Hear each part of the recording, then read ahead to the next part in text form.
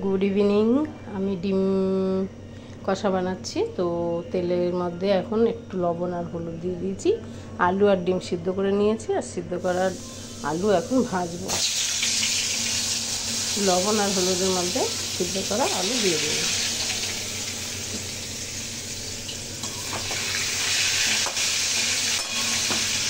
ভালো করে ভেজে নেব। ডিমটাও ভেজে নিলাম।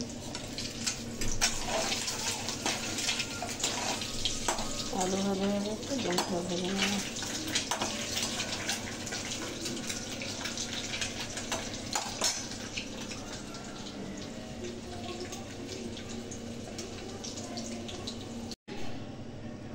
তেল গরম হয়ে গেছে,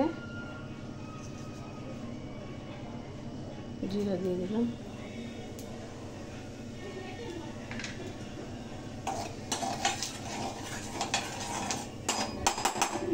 আপনারা তেজপাতা দিলে দিতে পারেন, আমি দেবো না। ঘরোয়া খাওয়াতে আমি দিই না, সবসময় বেশি দিই না। তো এর মধ্যে একটু কুচানো পেঁয়াজ দিয়ে দিলাম।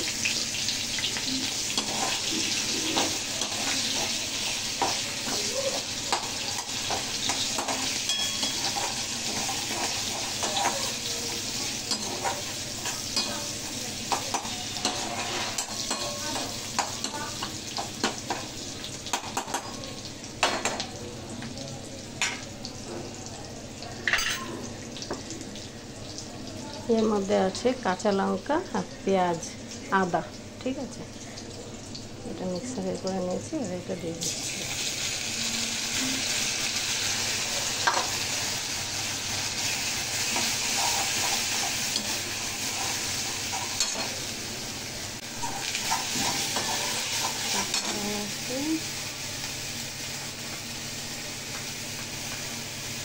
লবণ দিয়ে দিচ্ছি পরিমাণ মতো।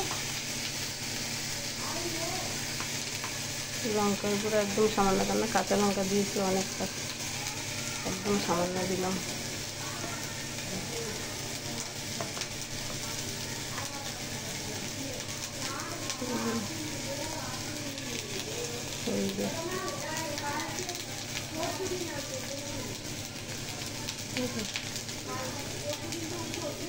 জিরার গুঁড়ো দিয়ে দিচ্ছি।